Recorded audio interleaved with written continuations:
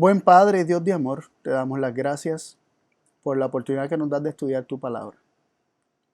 Pedimos que tu palabra sea alimento, que tu palabra sea viva, que tu palabra sea eficaz en nuestra vida y que penetre hasta lo más profundo de nuestro ser, Señor.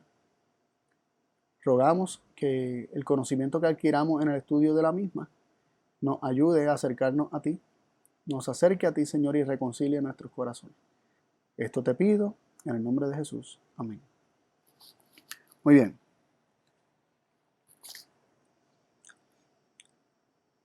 El título para el estudio de hoy es La obra extraña de Dios. Y es un tema que una persona me pidió hace tiempo que presentara.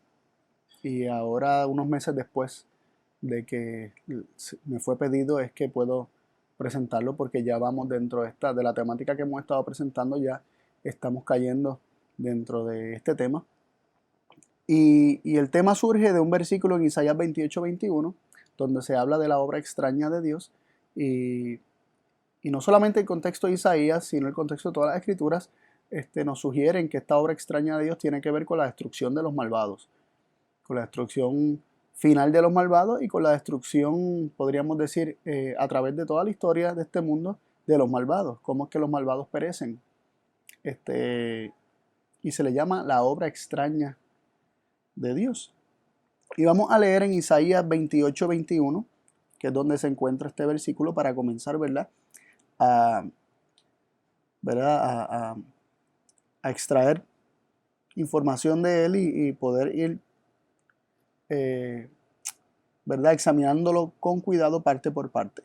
Nos dice Isaías 28-21 así: porque Jehová se levantará como en el monte Perasim, como en el valle de Gabaón se enojará, para hacer su obra, su extraña obra, y para hacer su operación, su extraña operación. Más allá de simplemente hablarnos acerca de que Dios tiene una obra extraña, una operación extraña, se vincula esta operación extraña y esta obra extraña con su enojo, ¿verdad? Y se nos dice que esta obra es comparada o asimilada con lo que el Señor hizo en el monte Perasim y en el valle de Gabaón. Así que es muy interesante lo que se nos está diciendo. No es una obra extraña que Dios no haya hecho. Se nos está diciendo que es una obra similar a lo que Dios hizo en el monte Perasim y en el valle de Gabaón. Muy interesante, ¿verdad? Que muchas veces pensamos que esta obra extraña ocurre una sola vez. Sin embargo, está diciendo que lo que ocurrirá en esta obra extraña será como en el monte Perasim, como en el valle de Gabaón. No es casualidad que en el mismo capítulo de Isaías 28, Dios por medio del profeta Isaías nos indica cómo es que nosotros tenemos que estudiar las escrituras para poder comprenderlas. Y si nosotros vamos algunos versículos atrás, en el versículo 9 del mismo capítulo, versículos 9 y 10 de Isaías 28, leemos lo siguiente: ¿a quién se enseñará ciencia? ¿O a quién se hará entender doctrina? ¿A los quitados de la leche? ¿A los arrancados de los pechos? Porque mandamiento tras mandamiento, mandato sobre mandato, renglón tras renglón, línea sobre línea, un poquito aquí, otro poquito allá. Y en los versículos subsiguientes continúa presentando el mismo principio y nos dice que mi palabra os será. Y vuelve y repite las mismas palabras, mandamiento tras mandamiento. Y sigue así sucesivamente. Así que aquí se nos delinea cómo nosotros tenemos que estudiar las escrituras, considerando lo que hablan, no solamente en el contexto inmediato, sino tenemos que buscar en todas las escrituras, línea sobre línea, un poquito aquí, un poquito allá, renglón tras renglón, mandamiento sobre mandamiento, otras mandamientos, y tenemos que buscar en donde quiera que las escrituras hablen del tema, tenemos que traerlo a colación y tenemos que buscar cómo todos ellos armonizan. Aunque a primera instancia puede ser que algunos que otros nos parezca contrario o contradictorio u opuesto. Porque muchas veces que nosotros estamos interpretando, dando por sentado que estamos entendiendo algo y lo estamos entendiendo mal. Y por eso es que ocurre las aparentes contradicciones, estas paradojas que no podemos, ¿verdad?, resolver nuestra mente, pero sí tienen una solución y sí se pueden resolver. Así que Isaías nos da la clave, el mismo capítulo nos da la clave que tenemos que buscar un poquito aquí, un poquito allá. Y el mismo versículo con el que comenzamos, de Isaías 28-21, donde nos habla de la extraña obra de Dios, también nos da la clave en ese mismo versículo. Nos dice, porque Jehová se levantará como en el monte Perasim, como en el valle de Gabaón, se enojará para hacer su obra, su extraña obra, y hacer su operación, su extraña operación. Esta extraña obra y esta extraña operación es similar a lo ocurrido en el monte Perasim, o es igualado o es asimilado a lo que ocurrió en el monte Perasim y en el valle de Gabaón. Así que lo primero que tenemos que hacer es ir a lo que ocurrió en el monte Perasim, ¿verdad? Para comenzar con lo primero que se menciona, el Señor se levantará como en el monte Perasim. ¿Qué ocurrió en el monte Perasim? Vamos a 2 de Samuel, capítulo 5, versículos 19 y 20. 2 de Samuel, capítulo 5, versículos 19 y 20. Nos dice así la palabra de Dios. Entonces consultó David a Jehová, diciendo, ¿iré contra los filisteos? ¿Los entregarás en mis manos? Y Jehová respondió a David, ve, porque ciertamente entregaré los filisteos en tus manos. Y vino David a Baal Perasim, y allí los venció. Y dijo, rompió Jehová mis enemigos delante de mí, como quien rompe aguas. Y por esto llamó el nombre de aquel lugar Baal Perasim. Notamos que en el monte Perasim, David consultó a Dios si Dios entregaría a los filisteos en sus manos. A lo que Dios respondió que sí los entregaría. El pedido de David es, los entregará en mis manos. La pregunta que hace David a Dios es, ¿los entregarás en mis manos? ¿Qué implica esto? ¿Qué implica que Dios entregue algo? Significa que Dios lo tenía, lo suelta.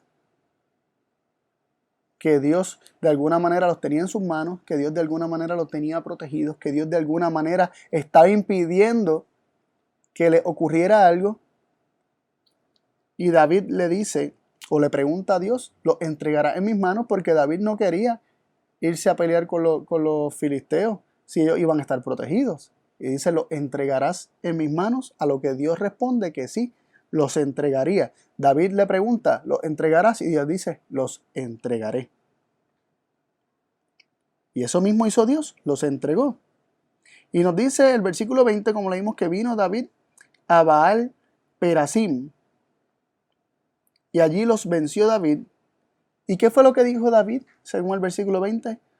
Rompió Jehová mis enemigos delante de mí, como quien rompe aguas. Por eso llamó el nombre de aquel lugar Baal Perasim. David le pone el nombre a aquel lugar Baal Perasim, que literalmente significa Señor de brechas, Señor de portillos, Señor de rupturas. Y una brecha, un portillo, es una ruptura en el muro, en un cerco, en un vallado. Una brecha o un portillo es cuando cae un canto del muro, un pedazo del muro por donde puede entrar el enemigo.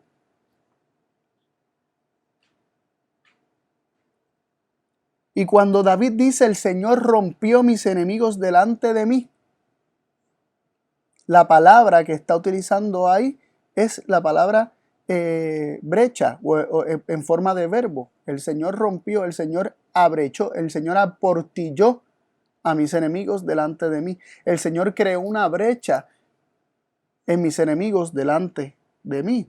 La palabra es peretz, de donde viene perasim. Es decir, lo que David está diciendo, el Señor hizo brecha en mis enemigos delante de mí. Es decir, el Señor quitó su protección, quitó su cerco, quitó su vallado, y fueron aportillados, fueron agrietados, abrechados, quedó una brecha, quedaron desprotegidos delante de David. Esto significa que ellos no tuvieron protección de Dios ante David. Como Dios dijo que haría, los entregó en manos de David. Y quisiera que consideráramos otro incidente similar que también tiene que ver con la historia de David. Y David también utiliza la misma palabra Pérez para nombrar un lugar basado en lo que ocurrió. Y los invito a ir en 2 Samuel capítulo 6, versículos del 1 al 8. 2 Samuel capítulo 6, versículos del 1 al 8. Interesante, es justo el capítulo que le sigue al que ya estábamos viendo. David estaba aprendiendo algo aquí o se estaba dando cuenta de algo aquí. 2 Samuel 6, versículos del 1 al 8 nos dice así. Y David volvió a juntar todos los escogidos de Israel, 30,000. Y se levantó David y fue con todo el pueblo que tenía consigo, de Baala de Judá, para hacer pasar de allí el arca de Dios, sobre la cual era invocado el nombre del Señor de los ejércitos, que mora en ella entre los querubines. Y pusieron el arca de Dios sobre un carro nuevo, y la llevaron de la casa de Abinadab, que estaba en Gabaa, y Usa y Ahío, hijos de Abinadab, guiaban el carro nuevo. Y cuando lo llevaban de la casa de Abinadab, que estaba en Gabaa, con el arca de Dios, Ahío iba delante del arca, y David y toda la casa de Israel danzaban delante del Señor con toda suerte de instrumentos de madera de haya, con arpas, salterios, adufes, flautas y címbalos. Y cuando llegaron a la era de Nacón, Usa extendió la mano al arca de Dios y la tuvo, porque los bueyes daban sacudidas. Y el furor del Señor se encendió contra Usa y lo hirió allí Dios por aquella temeridad, y cayó allí muerto junto al arca de Dios. Y se entristeció David por haber herido el Señor a Usa, y fue llamado a aquel lugar Pérez Usa hasta hoy. Interesante. Esto es una historia que nos ha sacudido, nos ha de alguna manera impactado, y nos preguntamos por qué. ¿Por qué Usa muere? ¿Por qué el Señor lo hiere? Como dice allí, ¿verdad? ¿Por qué?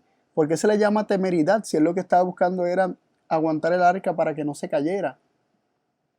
Y es que habían demasiadas, podríamos decir, desobediencias dentro de lo que se estaba haciendo aquí. Dios había, y posiblemente desobediencias por ignorancia, pero o sea, se estaba tomando en poco la palabra de Dios y se estaba consultando poco a Dios en cuanto a lo que se estaba haciendo aquí. No voy a entrar en todo detalle, pero por lo menos les voy a mencionar que se supone que el arca no se cargara en carros y ni animales llevaran el arca. Esto tenía que ser hecho por sacerdotes y llevado con unas varas que iban pasando de lado a lado en el arca. No se supone que lo tocaran con las manos. Así que hubo varios pasos ahí que se estuvieron, podríamos decir, ignorando, que se debían, ¿verdad? El proceso se estaba ignorando de cómo el Señor había dicho que se debía transportar el arca. También hay otros detalles que no voy a entrar ahora ¿verdad? A discutir, pero hubo otros detalles en los que no se consultó al Señor y se estaba haciendo las cosas de una manera distinta a como Dios lo había establecido.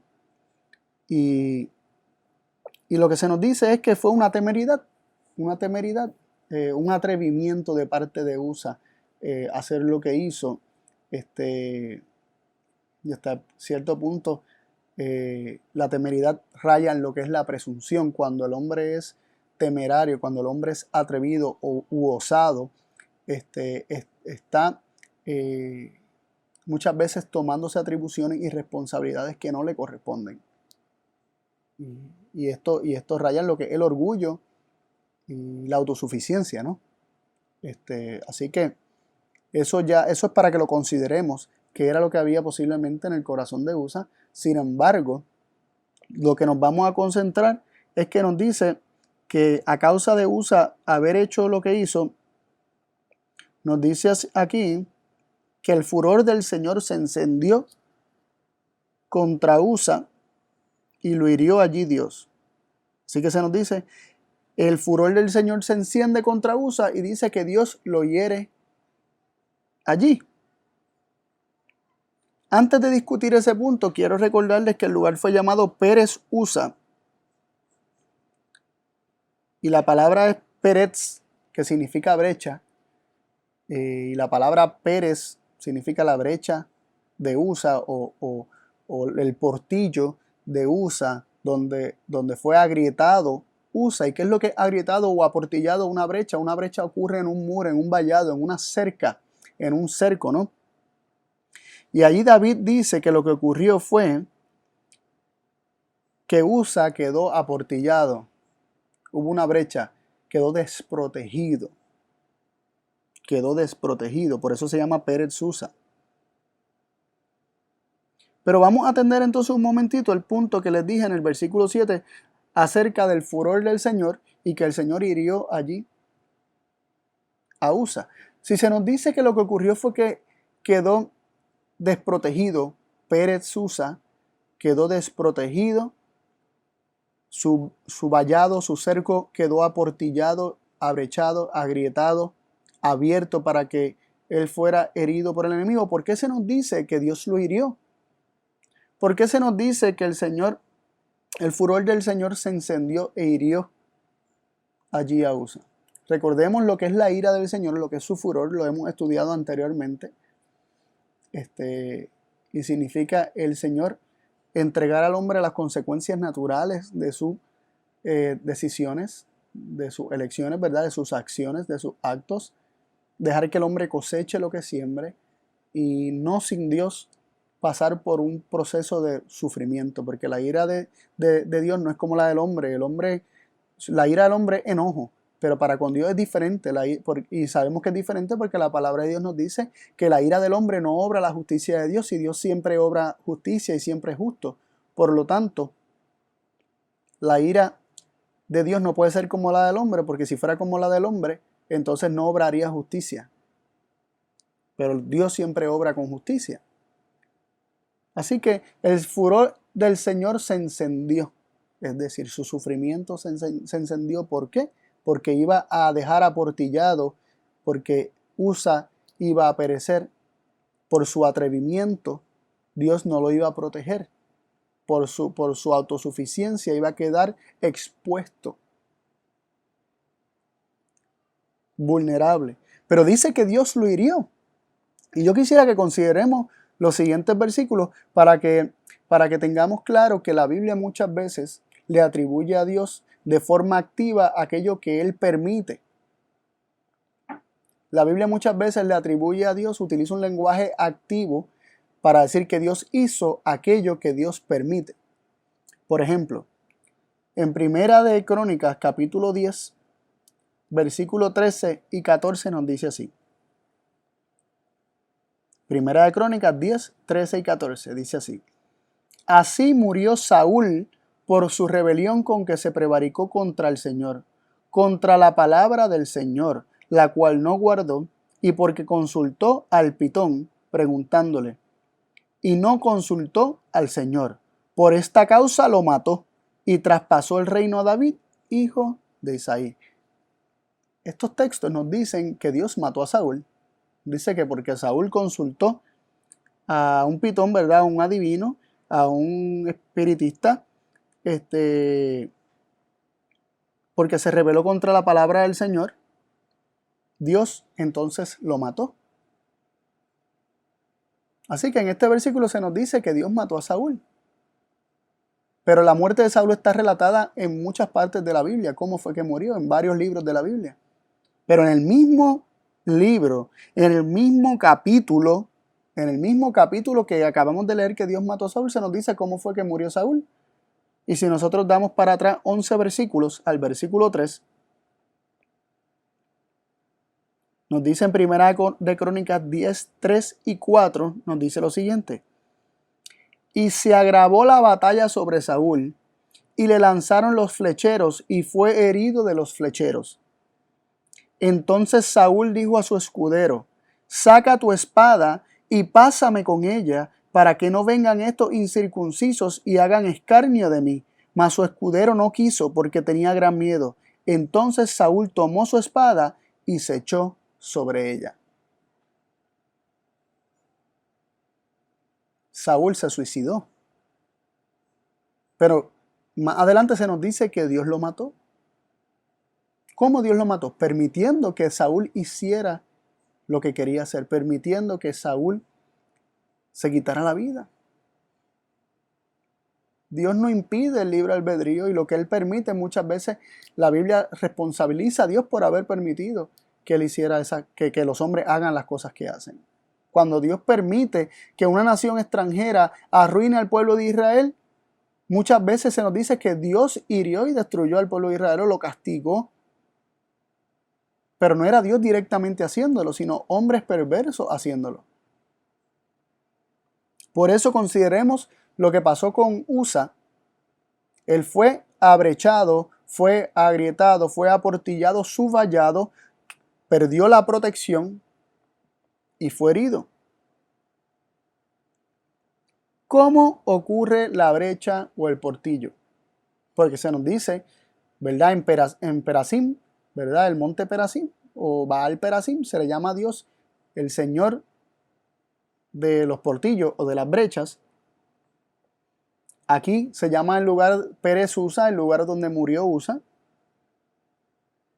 y se le llama la brecha de Usa o el portillo de Usa. ¿Cómo ocurre esta brecha? ¿Cómo ocurre este proceso por el cual Dios entrega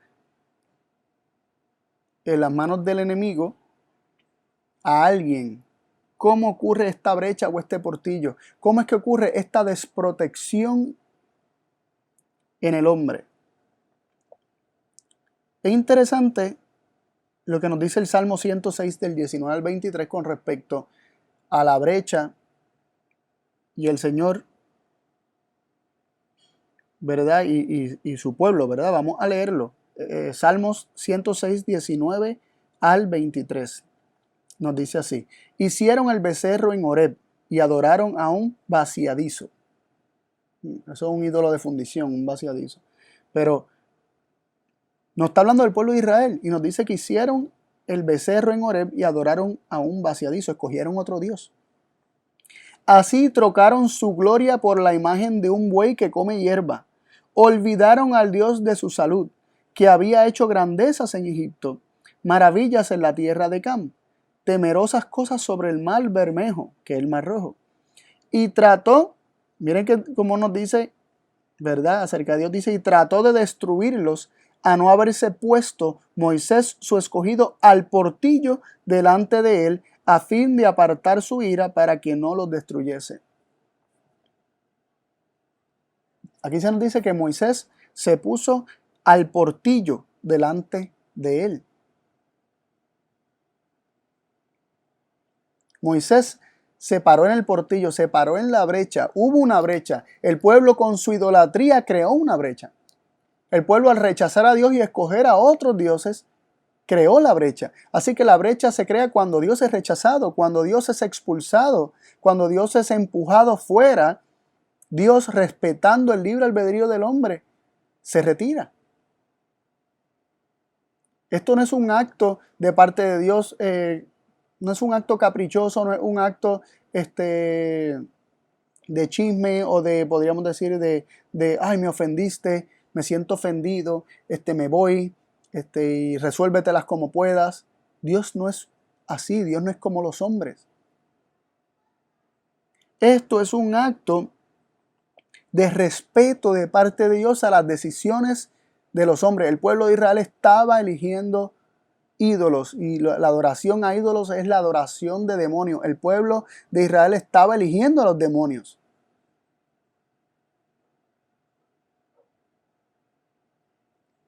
Y había una brecha porque Dios, respetando lo que el pueblo estaba eligiendo, estaba quitando su protección. Pero Moisés se paró en esa brecha a interceder. Dice que se paró al portillo delante de él.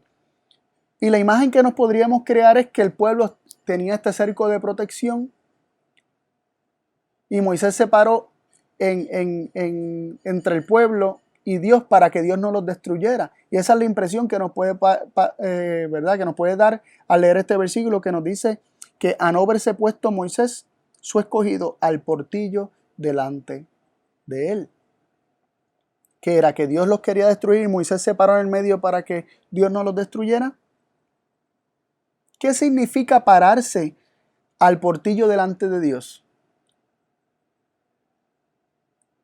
¿Qué significa pararse al portillo delante de Dios? Miren cómo nos dice Ezequiel 22:30. Y busqué de ellos hombre que hiciese vallado. Está hablando Dios. Dios busca hombres que hagan vallado, que se pongan al portillo delante de sí, dice el versículo. Voy a leer el versículo completo y luego lo discuto. Y busqué de ellos hombre que hiciese vallado y que se pusiese al portillo delante de mí por la tierra, para que yo no la destruyese, y no lo hallé. Interesante. Dios busca hombres que hagan vallado, que se paren al portillo delante de él. ¿Para qué? Para que no la destruya.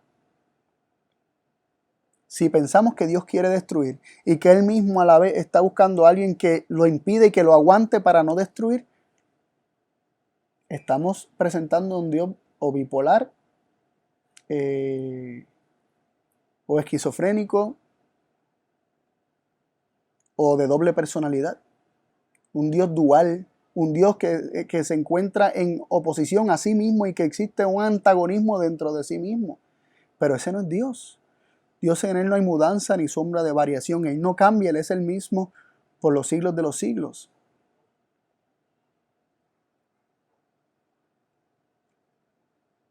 La forma en que Dios los destruiría sería retirando su protección. Solamente retirando su protección. Porque Él sabe que al Él retirar su protección, ellos van a perecer. Y Dios está constantemente buscando quién se para el portillo delante de Él por la tierra. Quién interceda.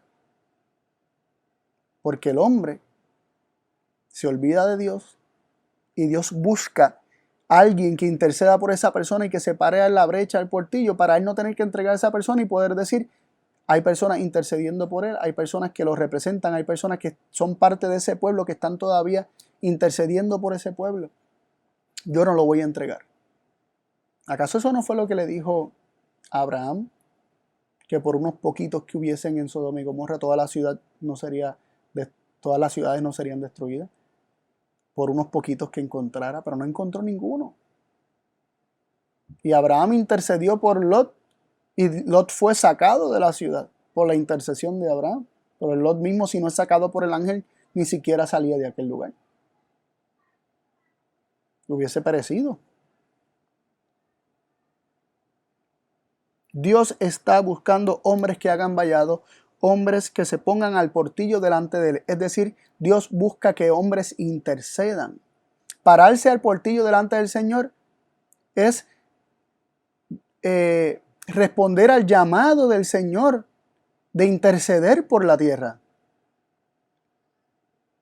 Y Moisés hizo precisamente eso.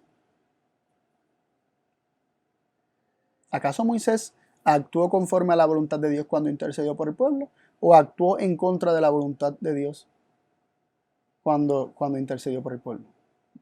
Moisés actuó conforme a la voluntad de Dios. De hecho, actuó según el Espíritu de Cristo que estaba en él. Porque así como Cristo dijo, Padre, perdónalos porque no saben lo que hacen, así Moisés rogó por el pueblo para que no pereciese el pueblo.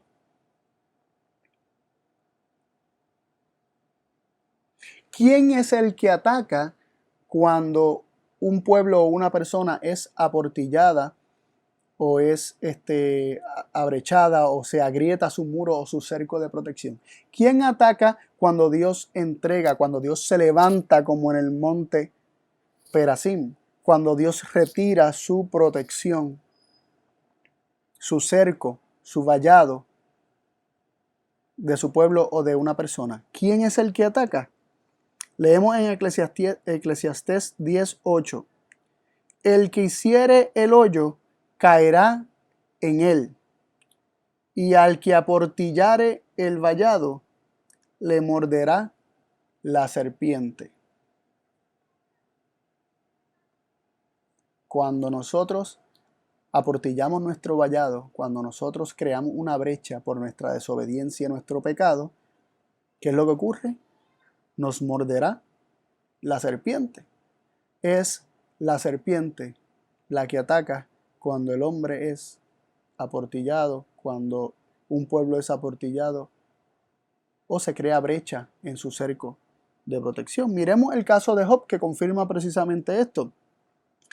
¿Verdad? Sabemos que el enemigo Satanás se presentó delante de Dios diciendo que él era prácticamente el señor de toda esta tierra, que él hacía y deshacía en la tierra, y Dios le dice: ¿no has visto a mi siervo Job? Varón perfecto, íntegro, temeroso de Dios y apartado del mal. Tú no tienes, le dijo Dios a Satanás, tú no tienes control total en la tierra. Hay personas que me representan, y le dio el caso de Job. ¿Y cuáles fueron las palabras de Satanás a Dios? En Job capítulo 1, verso 10, Satanás le dijo a Dios: ¿no le has cercado a él? ¿No le has tú cercado a él y a su casa y a todo lo que tienen de alrededor? Al trabajo de sus manos has dado bendición, por tanto su hacienda ha crecido sobre la tierra. ¿No le has cercado tú? ¿No le has tú cercado a él y a todo lo que tiene? Aquí se nos presenta que el hombre tiene un cerco de protección, que el enemigo no tiene acceso al hombre debido al cerco de protección que Dios pone alrededor del hombre.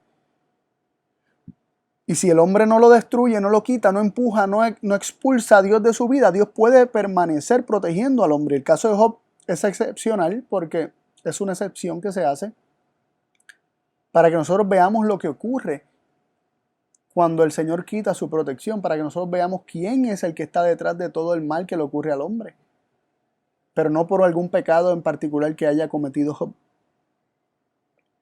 Pero mira el versículo 11 como continúa diciendo Satanás: mas se extiende ahora tu mano y toca todo lo que tiene, y verás si no te blasfema en tu rostro. Así que Satanás le está recriminando a Dios: teme Job a Dios de balde. ¿Acaso él te sirve sin nada a cambio de vuelta? Pues claro, si tú lo has cercado, si tú no me dejas probarlo, si tú no me dejas alcanzarlo, tú no me dejas tocarlo, tú no me dejas hacerle daño, déjame ponerlo a prueba para que tú veas que te va a maldecir en tu rostro, va a blasfemar en tu rostro. Pero le dice: extiende ahora tu mano y toca todo lo que tiene. Satanás le dice a Dios: tócalo, hazle daño. ¿Y cuál es la respuesta de Dios? Versículo 12, y el Señor dijo a Satanás: he aquí, todo lo que tiene está en tu mano. Muchas veces la palabra de Dios nos va a decir que Dios tocó, que Dios extendió su mano, que Dios hirió, que Dios hizo esto o aquello o lo otro, cuando Dios lo que hizo fue permitir que el enemigo lo hiciera. Interesante, ¿no? En el capítulo 2, después de que el enemigo hizo y deshizo con Job, que destruyó sus ovejas, su hacienda, prácticamente todos los animales que tenía, los hijos, y Job como quiera alabó al Señor. Volvió a presentarse Satanás delante del Señor, y Dios le dice lo siguiente a Satanás: ¿no has considerado a mi siervo Job, que no hay otro como él en la tierra, varón perfecto y recto, temeroso de Dios y apartado del mal? Y que aún retiene su perfección, habiéndome tú incitado contra él, para que lo arruinara sin causa. Aquí Dios mismo dice que Satanás incitó a Dios contra Job y que Dios lo arruinó sin causa. ¿Dios arruinó a Job o fue Satanás? Los textos nos dicen claramente que fue Satanás. Satanás le dice a Dios nuevamente: extiende ahora tu mano y tócalo a él mismo y a su carne, y verás si no te blasfema en tu rostro. Y el Señor dijo a Satanás, versículo 6, he aquí, Él está en tu mano, mas guarda su vida. Y salió Satanás de delante del Señor, versículo 7, e hirió a Job de una maligna sarna de la planta de su pie hasta la coronilla de su cabeza. ¿Quién hirió a Job? Satanás, la serpiente. ¿En manos de quién quedó él cuando Dios quitó el cerco? En manos de Satanás. ¿Quién es el que hiere? Es la serpiente. Esta historia de Job resulta muy importante para el tema que estamos discutiendo, porque resalta varios puntos de los que hemos discutido. Número 1, nos presenta que hay un cerco de protección alrededor de los hombres. Número 2, se forma un portillo, una brecha, o el enemigo tiene acceso cuando Dios ya no protege más. Y número 3, nos enseña que el que destruye y daña es el enemigo, la serpiente, Satanás, y lo hace a través de los elementos, ¿verdad? Utiliza el fuego, el viento, utiliza también las enfermedades y también utiliza los mismos hombres, porque vinieron los sabeos y vinieron los caldeos y destruyeron gran parte de lo que tenía Job y mataron a sus siervos y hicieron y deshicieron. ¿Quién hizo todo esto? Los hombres, sí, pero el enemigo estaba detrás de todo esto. Satanás esconde su obra detrás de las enfermedades, de los elementos y de los mismos hombres. Él es astuto, él no lo va a hacer directamente, él va a buscar la manera de esconder su obra. Así que cuando el hombre tiene brecha en su vida, cuando el cerco de cada hombre, que es la protección de Dios, por la razón que sea, que ya hemos dado algunas, pero por la razón que sea que da portilla, del enemigo tiene acceso al hombre.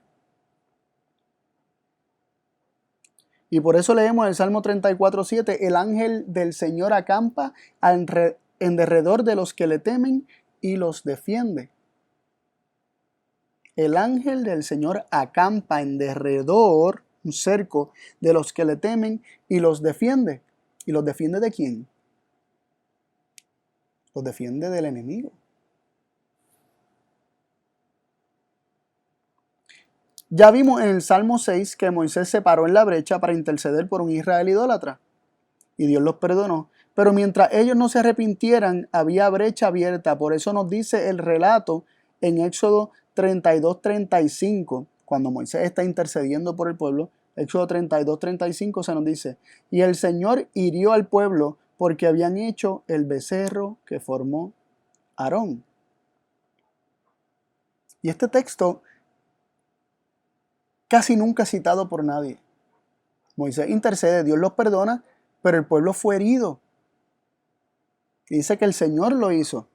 Sin embargo, hemos visto que la enfermedad, quien causó una sarna sobre Job, quien trae las enfermedades es el enemigo.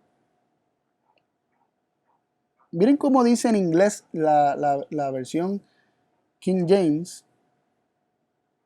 Dice, and the Lord plagued the people. Y el Señor causó una plaga al pueblo. Because they made the calf which Aaron made. Porque habían hecho el becerro que Aarón hizo. Dice que el Señor, dice plagued, que es de plaga, que el Señor causó una plaga. Y es una traducción más fiel al hebreo, porque literalmente dice que lo que ocurrió fue una plaga. Y la Nueva Versión Internacional lo traduce de la siguiente forma: fue así como por causa del becerro que había hecho Aarón, el Señor lanzó una plaga sobre el pueblo. Pocas veces esto es contado, siempre se nos presenta a Moisés intercediendo, que el pueblo no experimentó nada en lo absoluto, pero mientras ellos permanecieran en rebelión sin reconocer su falta, sin reconocer que estuvieron mal. De hecho, cuando hasta a Aarón le costó reconocer que había estado mal y hasta mintió y se inventó una historia ahí increíble cuando Moisés le preguntó ¿qué le ha hecho a este pueblo? Y Aarón dijo, no, yo tiré el oro y las joyas y salió este becerro. Que estoy segurísimo que Moisés no se creyó ese cuento. Y el pueblo experimentó una plaga. Y el pueblo no experimentó plagas en Egipto porque el Señor estuvo sobre ellos protegiéndolos. Porque el Señor se posó sobre ellos protegiéndolos. Pero en el monte Perasim dice, el Señor se levantará como en el monte Perasim, es decir, retirará su protección. Ya el ángel del Señor no puede acampar alrededor de los que le temen y los defienden porque no hay quien le tema. Quien conozca a Dios, no hay quien quiera permanecer bajo su cuidado. Y entonces se levanta el Señor como en el monte Perasim y se crea la brecha. Y Moisés se paró aquí en la brecha si no hubiesen perecido todos. Pero dice que muchos experimentaron plaga, que el pueblo experimentó una plaga. No sabemos cuántos murieron, porque esto es un caso que por lo menos no he encontrado otro versículo que arroje más luz acerca de esto que ocurrió. Pero es muy interesante este versículo en conexión a lo que ocurrió. Y viendo todo lo que hemos estado leyendo, cuando ocurre una brecha, quien ataca es la serpiente. ¿Y quién causó esa plaga? La serpiente. Pero se nos dice que Dios lo hirió con plaga, porque Dios lo permitió, de la misma manera que Dios mismo dice que Él arruinó a Job, cuando realmente era Satanás el que arruinó a Job.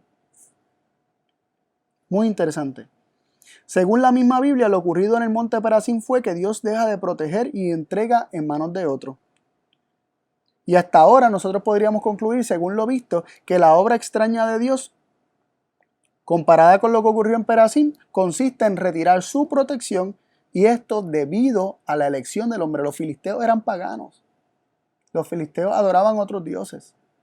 Y en su rebelión y en su ataque constante contra el pueblo de Dios, se estaban colocando más allá de la protección de Dios. Ahora, reevaluando el versículo de Isaías 28-21 que dice, porque Jehová se levantará como en el monte Perasim, dice, como en el valle de Gabaón se enojará. Ahora nos toca mirar qué ocurrió en el valle de Gabaón para entender cómo es que Dios hace su obra, su extraña obra, y su operación, su extraña operación. ¿Qué ocurrió en el valle de Gabaón? Leemos en Josué del 6 al 8 lo siguiente. Josué 10 del 6 al 8. Y los moradores de Gabaón enviaron a Josué al campamento en Gilgal diciendo, no encojas tus manos de tus siervos, sube prestamente a nosotros para guardarnos y ayudarnos, porque todos los reyes de los amorreos que habitan en las montañas se han juntado contra nosotros. Y subió Josué de Gilgal, él y todo el pueblo de guerra con él, y todos los hombres valientes. Y el Señor dijo a Josué, no tengas temor de ellos, porque yo los he entregado en tu mano, y ninguno de ellos parará delante de ti. Lo primero que queremos resaltar es que los gabaonitas engañaron a Josué, hicieron pacto con Josué. Ellos lo engañaron, le hicieron creer que ellos eran extranjeros. Ellos tuvieron miedo del pueblo de Israel y lo que hicieron fue que se vistieron como extranjeros y se hicieron pasar por extranjeros y dijeron que venían de tierras lejanas, que sí, que por favor que hiciera pacto con ellos, que ellos serían siervos del pueblo de Israel. A lo que Josué decidió pactar. Luego Josué se entera que ellos le mintieron, que ellos eran los gabaonitas, que eran cananeos, que se habían hecho pasar por un pueblo extranjero y que habitaban aquella región que se supone que les pertenecía, pero Josué quiere honrar el pacto que hizo y les dice que como ellos mismos dijeron que serían siervos, entonces la única forma en que él no los heriría sería que ellos se sometieran a Israel y que fueran sus siervos y que pagaran tributo, a lo que ellos accedieron.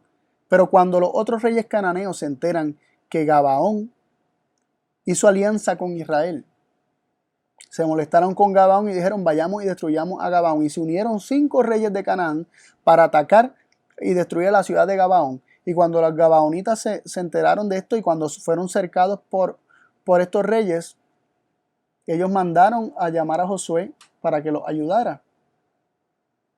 Y Josué recibió palabra del Señor diciéndole Dios a él que los había entregado. Una vez más se utiliza la palabra los he entregado en tu mano. Dios no los protegería de la mano de Josué. Y leemos en el versículo 12 del capítulo 10 de Josué, ese famoso versículo. Entonces Josué habló al Señor el día que el Señor entregó al amorreo delante de los hijos de Israel. Y dijo en presencia de los israelitas: Sol, detente en Gabaón, y tu luna en el valle de Ajalón.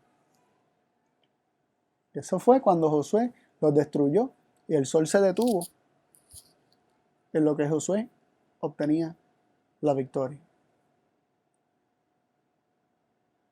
Dios los entregó a los amorreos y a estos reyes amorreos y a estos pueblos amorreos en las manos de Josué, así como también entregó a Israel en manos de Babilonia y en manos de Roma, ¿verdad? A los judíos, etc. Dios no protegió, pero simplemente porque quiso, no. El corazón de Dios es proteger, por eso Él busca a quien se pare en el vallado, quien se pare en el portillo e interceda por la tierra. Pero cuando no encuentra, no le queda más que respetar la elección del hombre y entregar al hombre a la destrucción. ¿Y por qué hombres como David, como Josué, hicieron esto si eran hombres de Dios? Eso sería un estudio para más adelante. Pero por ahora les digo que ellos no tenían la revelación de Jesucristo que nosotros tenemos ahora para filtrar toda esta historia. Ellos no tenían todo el conocimiento al cual nosotros tenemos acceso hoy. Ellos estaban limitados por sus situaciones y por su comprensión acerca del carácter de Dios. Pero más adelante estudiaremos estos personajes, si es posible, ¿verdad? Para estudiar por qué hombres de Dios hicieron cosas que nos parecen contrarias al carácter de Dios.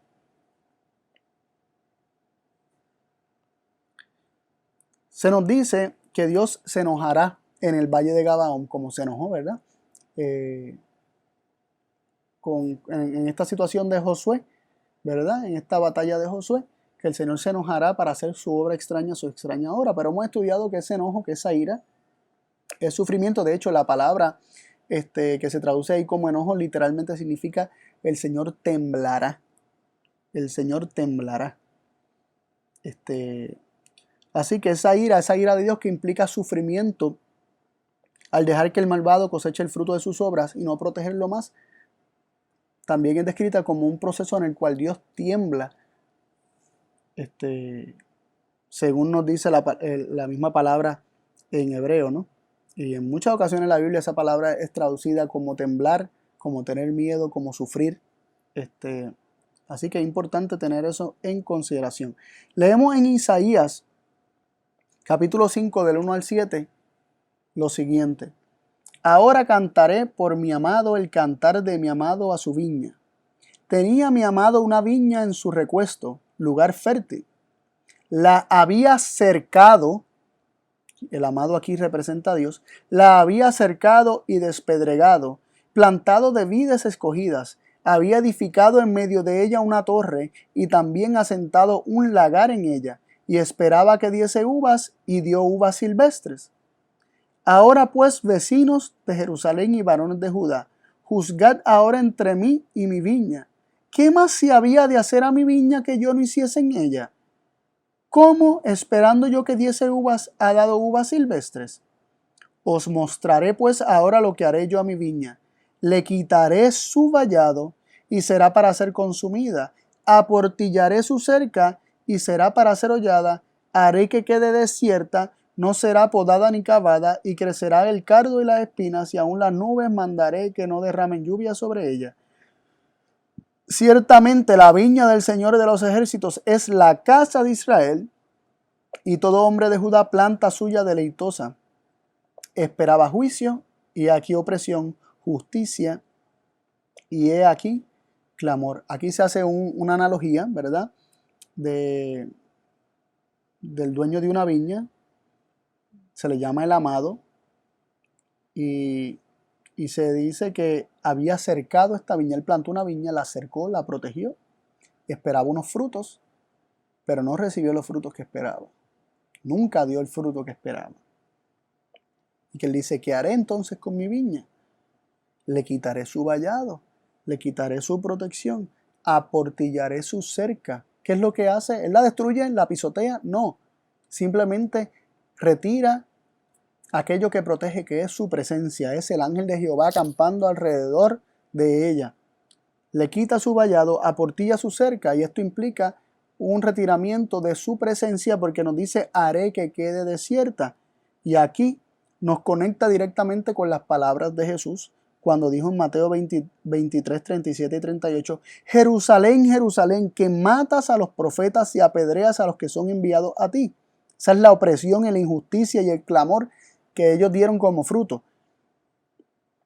¿Cuántas veces quise juntar tus hijos como la gallina junta sus pollos debajo de las alas y no quisiste? Dios lo que quería era, aquí está hablando Jesús, como representante de Dios, el Hijo de Dios, el divino Hijo de Dios, hablando acerca de cuántas veces Él, representando el carácter de Dios, no quiso proteger. ¿Cuántas veces quise juntar a tus hijos como una gallina junta a sus pollos debajo de sus alas? Él quiso proteger, Él quiso escudar, Él quiso cercar, Él quiso mantener el vallado. Pero Israel no quiso. Y por eso dice, he aquí vuestra casa os es dejada desierta, es decir, vacía, sin la presencia de Cristo, sin la presencia del ángel de Jehová, sin la presencia de aquel que había sido defensa y escudo siempre en la experiencia de Israel. He aquí vuestra casa os es dejada desierta. Cuando la presencia de Dios se retira, ocurre el aportillamiento, es quitado el vallado y el enemigo hace y deshace. Lo interesante de todo esto es que se nos presenta este clamor de Cristo: Jerusalén, Jerusalén, Jerusalén. ¿Cuántas veces? ¿Cuántas veces? Un sinnúmero de veces. No hay manera de que nosotros podamos cuantificar todas las insistencias, todas las veces en las que Cristo llamó y fue dejado fuera. Y Él finalmente respeta que, ¿verdad?, la elección del hombre. Pero es con dolor. Es un clamor. Él lloró sobre Jerusalén en este momento cuando hizo esto. Él lloró sobre Jerusalén. Isaías 28, 21 nos indica que la extraña obra de Dios es semejante a lo ocurrido en Baal Perasim y en Gabaón. Dios entregará a los malvados a la destrucción, no los protegerá. Esto es una extraña obra para Dios, pues Él es tan misericordioso que le cuesta y sufre grandemente cuando llega al punto de no poder proteger más al pecador. Su corazón es descrito por el profeta Oseas, que ya hemos citado anteriormente, de la siguiente forma: ¿Cómo tengo de dejarte, oh Efraín? ¿He de entregarte yo, Israel? ¿Cómo podré yo hacerte como arma? ¿Cómo ni ponerte como a Zeboim? Mi corazón se revuelve dentro de mí, se inflama toda mi compasión. La misericordia de Dios es tanta que para que se llegue a ese punto de Él tener que retirarse, tenemos que haberlo rechazado, tenemos que haberlo escupido, apedreado, maltratado, crucificado a su Hijo, para que entonces quedemos desprovistos de su protección. Y Dios nos llama hoy a no echar fuera a su Hijo. Cristo está a la puerta y llama. ¿Lo vamos a dejar fuera o vamos a dejar que entre y que acampe alrededor nuestro y que Él sea nuestro escudo, nuestro fuerte, nuestra fortaleza? Eso es lo que Dios quiere para salvarnos, para preservarnos. ¿Qué haremos? ¿Dejaremos que el Hijo de Dios entre en nuestra vida? ¿Dejaremos que entre en nuestro corazón? ¿Le aceptaremos o le rechazaremos? Por otro lado, también hay un llamado a pararnos en la brecha. Cuando veamos una brecha abierta en la vida de otros, orar e interceder por ellos. Esto es conforme a la voluntad y al corazón de Dios, como hemos visto. Y los hijos de Dios interceden los unos por los otros. Dios nos ayude a poder cumplir su voluntad. que es salvarnos, protegernos y tal vez también ser instrumentos de intercesión por otros para que Dios también pueda salvar y proteger a otros. Que Dios nos ayude. Te invito a orar. Padre y Dios del cielo, te damos gracias por la oportunidad de estudiar tu palabra.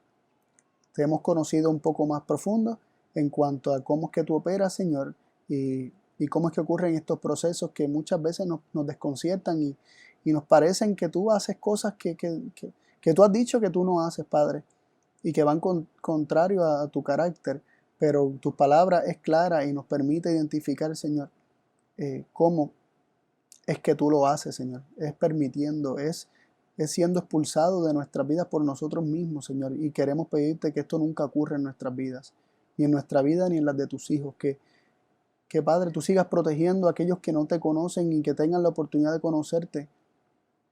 Porque sinceramente no saben lo que están haciendo, Padre. No saben que están cavando su propio pozo y que ellos mismos están aportillando sus vidas y eligiendo la serpiente que los pica, que los muerde. Te pido, Padre, que sigas trabajando en nuestros corazones y que no te cerremos las puertas nunca, ni a ti ni a tu Hijo Jesús, sino que demos entrada a tu Santo Espíritu, Señor, para que tú puedas morar en nuestros corazones como tú siempre has querido y protegernos y librarnos, Señor, del mal. También bendice a nuestro prójimo, Señor, aquellos que no te conocen, que te puedan conocer y que seamos instrumentos tuyos, Señor, para gloria y honra de tu nombre y para salvación de nuestros hermanos y nuestro prójimo. Gracias por haber estado con nosotros. Acompáñanos, Señor, en el nombre de Jesús. Amén.